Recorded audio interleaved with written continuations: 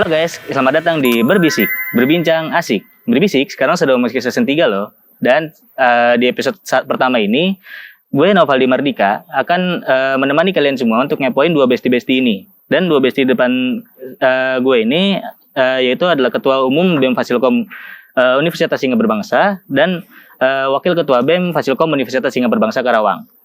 Dan sekarang Ketua BEM Fasilkom dijabat oleh Bang Muhammad Alda dan Wakil Ketua BEM-nya Bang Abizar. Mungkin gimana kabarnya Bang Alda? Sehat. Oke, Bang Abi kabarnya gimana? Alhamdulillah baik. Oke. Mungkin untuk biar lebih dekat nih, Bang Alda sama Bang biasanya dipanggil apa nih? Al aja deh. Oh, Al. Kita sama-sama Al. Oke. Bang Abi biasanya dipanggil apa nih? Abi aja. Bang Abi. Bang Adi nggak mau Bang Adi? Enggak usah. Oh, beda Abi ya? aja ya. Oke, di Berbisik kali ini kita sudah mengumpulin beberapa ini nih pertanyaan-pertanyaan dari Instagram yang sudah kita share waktu itu dan beberapa pertanyaan dari kita juga. Mungkin langsung kita masuk aja ya ke pertanyaan yang pertama. Motivasi sama apa sih yang jadi dasar dari Bang Alda dan Bang Abi ini biar jadi maju menjadi ketua BEM? Apa sih motivasinya gitu? Dari saya dulu mungkin ya. Ya, mungkin dari Bang Kalau saya sih pasti ingin berkontribusi buat kemajuan organisasi di Fasilkom. Pertama itu pasti ya. Ya kedua, saya juga ingin memacu diri saya sendiri seberapa sanggup saya di organisasi. Paling itu sih. Jadi dengan jadinya Bang Alda ini menjadi ketua BEM sekaligus jadi tantangan sebagai diri Bang Alda juga ya berarti ya. Ingin menantang diri sendiri aja. Bisa gak sih saya mimpin orang gitu? Nah, kalau kata Bas Lightyear kan kita harus melampaui batas, menuju tak terbatas dan melampauinya. Wih, siap. Oke, mungkin ini juga pertanyaan dari untuk Bang Alda, untuk terkhususnya. Kenapa sih milih Bang Abi ini sebagai wakilnya? Kan mungkin masih banyak nih yang lain. Kalau Abi ini, menurut saya ngerasanya Abi kayak bulan, saya mataharinya gitu. Gak bisa dong kita sama-sama matahari selamanya siang ya. Pasti harus ada siang dan malam. Saya ngerasa cocok aja. Kita agak banyak kesamaan, itu yang saya merasa cocok sama Abi. Selain itu emang kita teman kelas juga, teman dari PKKMB, dari Maba ya. Oke, mungkin sebelumnya teman-teman yang belum tahu, ini kita semua kebetulan dari angkatan 19 dan kita semua satu kelas sebenarnya. Yeah. Jadi mungkin ini bisa dibilang podcast kelas kita sendiri. Lanjut pertanyaan ke Bang Abi. Oke, Bang Abi ini dulu sebelumnya kan sebagai ini ya Kadif Edukasi, benar di Betul. himpunan? Iya betul. Oke, kira-kira kesannya gimana sih sekarang yang dulunya ada di himpunan yang ranahnya tadinya hanya prodi dan hanya sebagai kadif gitu kan, bukan sebagai wakil atau ketua gitu kan. Nah sekarang udah naik nih ranahnya ke ranah fakultas yang dimana ranahnya sudah lebih besar, dimana di Fasilkom sendiri ada dua prodi, ada teknik informatika dan sistem informasi. Itu gimana sih kesannya dari Bang Abi sendiri? Kesan awalnya sih ketika pas memegang jabatan atau tanggung jawab yang besar itu sebagai wakil ketua BEM Fasilkom Unsika agak berat karena butuh waktu untuk penyesuaian terkait produk hukum dan bidang-bidang lainnya gitu. Karena dari sejenis administrasi ataupun atur koordinasi yang ada di himpunan dengan di ormas terutama BEM itu beda gitu. Jadi harus lebih menyesuaikan lagi gitu. Nah terus lagi yang paling susah itu karena ranahnya kita lebih tinggi, maksudnya dari sebelumnya dari tingkatan prodi lalu ke tingkatan fakultas itu ranahnya beda gitu. Jadi kita harus lebih menyesuaikan lagi, harus bisa menyatukan, apalagi kalau ranahnya fakultas ini kita harus menyatukan dua prodi antara sistem informasi dan teknik informatika gitu. Jadi memang butuh adaptasi lebih ya. Betul. Di antara di himpunan dengan di sekarang di fakultas. Iya. Di BEM. Oke. Mungkin kita masuk ke pertanyaan selanjutnya lagi nih. Boleh.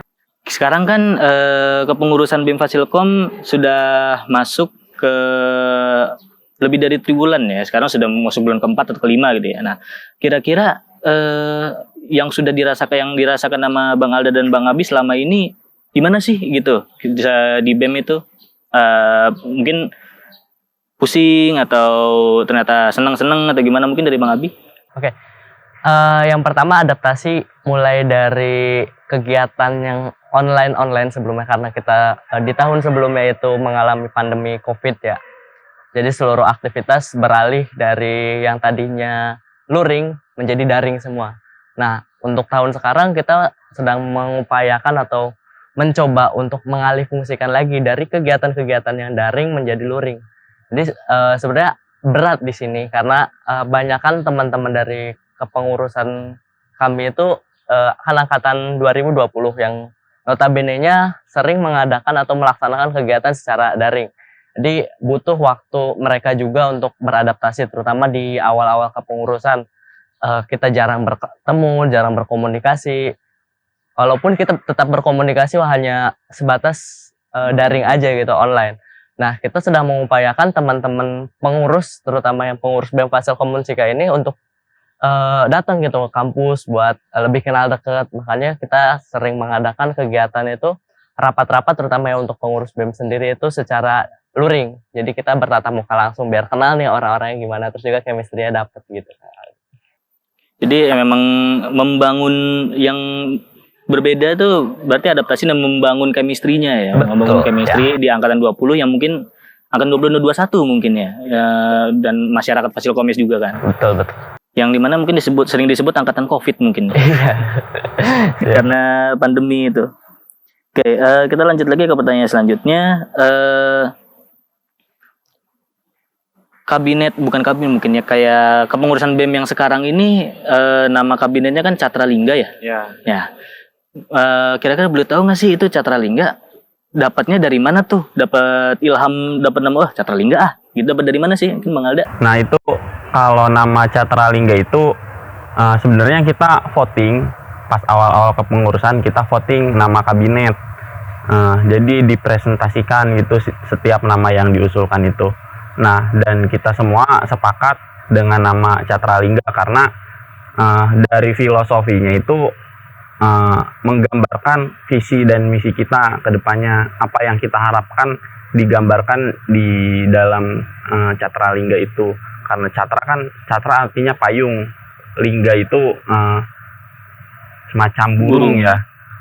Nah, ya kita ingin menjadi payung yang bisa menjadi peneduh ketika hujan, menjadi peneduh ketika panas. Dan ingin terbang seperti burung kan. Filosofinya burung itu selalu terbang sejauh mungkin, tapi dia gak pernah lupa jalan pulang itu. Jadi ya itu yang saya harapkan buat BEM, jadi namanya Catralingga.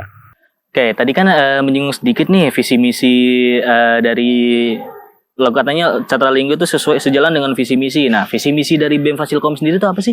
Nah, untuk visi misi dari BEM Fasilkom itu berasaskan kolektivitas untuk BEM Fasilkom yang kritis, responsif, dan prestatif sebagai bentuk tanggung jawab sosial kepada mahasiswa, masyarakat Fasilkom Unsika gitu ya? Ya, masyarakat secara umum ya, termasuk mahasiswa, masyarakat secara umum juga. Itu sudah bisa digambarkan ya dengan nama Catralingga, dan logonya sendiri itu burung yang berapi-api gitu ya. Jadi itu, burung lingga ya. Oke, kita masuk ke yang pertanyaan selanjutnya.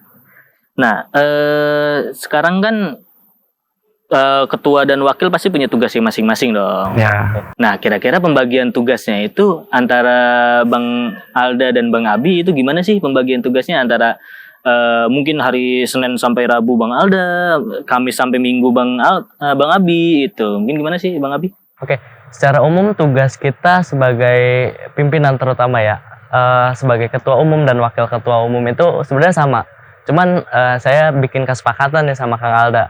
Kang Alda bukan hanya mengurusi di internal saja, tapi Kang Alda ini lebih sering ke eksternal kampus gitu, keluar kampus, maksudnya konsolidasi dengan BEM universitas maupun ketika ada konsolidasi dengan pihak terkait gitu yang akan dilaksanakan.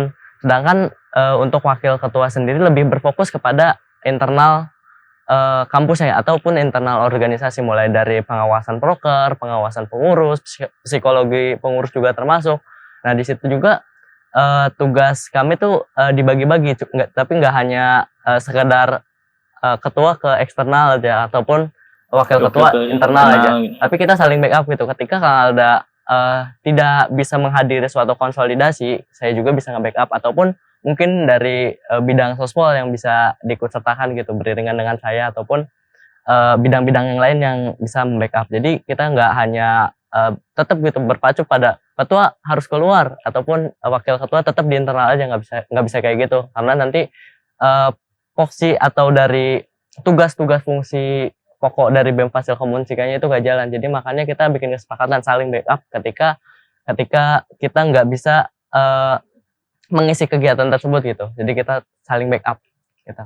Jadi situasional lah ya Betul, mungkin. ya. Jadi kalau misal Bang Abi nggak bisa digantikan Bang Alda.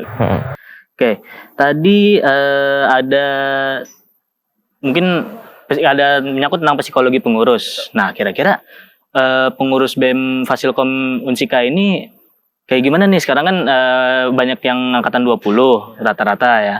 Banyak angkatan 20 itu kan angkatan-angkatan online yang sekarang harus menjalankan proker-proker yang offline nih. Itu gimana sih cara Bang Alda dan Bang Abi untuk mensiasati gitu, itu bisa berjalan? Dari siapa nih? Mungkin Bang Alda silakan. Ya kalau dari saya sih lebih intens dikasih penjelasan ya gimana situasi ketika teknis kegiatannya. Selain itu untuk menunjang wawasannya juga, karena kita harus melibatkan orang-orang yang pernah mengalami kegiatan itu dong ya, untuk lebih dapat empirisnya. Ya kita sering ajak mereka ke senior-senior di Fasilkom buat nanya-nanya kegiatan ini dulu kayak gimana sih gitu, supaya jadi bahan referensi gitu.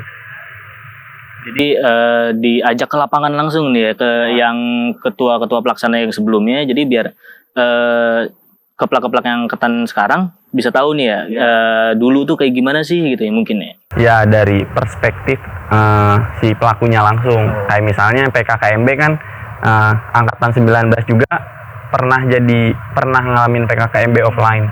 Cuman kita perspektifnya sebagai peserta, enggak sebagai panitia. Gitu. Nah, makanya diajak tuh si ketua pelaksana yang sekarang tuh ke ketua pelaksana angkatan sebelumnya yang jadi panitia. Terus kita ke pertanyaan yang selanjutnya lagi nih, ada yang kepo nih. Bang Abi sekarang menjabat sebagai wakil ketua BEM yang dimana itu bakal sibuk banget, dan Bang Abi juga ikut MPKM nih, ikut studi independen kan ya. Nah, kira-kira ngebaginya gimana tuh antara menjadi pemimpin Ormawa dan menjadi mahasiswa yang ikut MPKM. Soalnya kan banyak nih mahasiswa yang ikut MPKM dan mereka itu kebanyakan nggak menjadi pemimpin Ormawa, dan Bang Abi jadi pemimpin Ormawa sekaligus ikut MPKM, kan sibuknya pasti tuh. Soalnya saya dengar sih studi independen 8 jam belajar per hari, gimana tuh? Oke, sebenarnya kita ambil simpel aja ya, nggak selamanya kita studi independen itu. Ini share sedikit nih tentang pengalaman studi independen. Nggak selamanya studi independen itu berjam-jam kita di depan laptop. Kita bisa belajar di outdoor juga, ataupun kita bisa sambil mengunjungi ataupun ikut dalam kegiatan gitu. Jadi sebenarnya nggak terlalu sepadat itu sih kalau. Cuman gimana kita mensiasatinya dan cara membagi waktunya gitu, ataupun manage waktunya yang dapat kita lakukan itu seperti apa. Nah, yang pertama sih kalau untuk manage waktu, tentukan skala prioritas dulu, mana yang lebih penting, mana yang lebih mendesak gitu. Nah, itu yang harus dilakukan terlebih dahulu. Kalau misalnya kita diharuskan untuk mengikuti rapat yang urgent sifatnya, nah itu kita harus ikut serta ke kegiatan itu terlebih dahulu gitu, karena kan sifatnya penting dan mendesak gitu, dan sifatnya urgensi juga gitu kan. Sedangkan MPKM kita bisa nyusul kan, setiap live season itu ataupun pertemuan itu biasanya direkam. Nah, kita bisa putar ulang rekamannya gitu, asalkan kita ada niat dan kemauan sih yang penting itu. Juga selain itu kita harus bisa gitu memberikan diri kita self reward gitu. Maksudnya ketika kita udah capek ngapain nih, kita udah sibuk pakpuk satset gitu kan, itu pasti kita juga harus memberikan hadiah buat diri kita, kayak misalnya sekali-kali melakukan beli makanan yang enak gitu, ataupun beli apalah yang kita inginkan gitu. Jadi nggak hanya kita melakukan kegiatan aja secara rutin, jadi kita juga harus bisa memberikan self reward kepada diri kita gitu. Oh, oke, jadi lebih ke skala prioritas ya, mana yang lebih penting. Kalau semisal di BEM ada rapat, ya ke BEM dulu gitu ya mungkin ya. Oke, mungkin kita sudah tinggal sedikit lagi nih pertanyaannya. Pertanyaan yang selanjutnya yaitu kira-kira BEM Fasilkom Unsika ini mau dibawa kemana sih ke depannya nih? Kira-kira mau goals dari ketum dan waketum tuh apa sih untuk BEM Fasilkom Unsika sendiri, Bang Alda? Ya, kalau mau dibawa kemana dan harapan kita buat BEM Fasilkom sudah kita tuangkan di dalam visi misi itu ya, yang tadi berasaskan kolektivitas itu.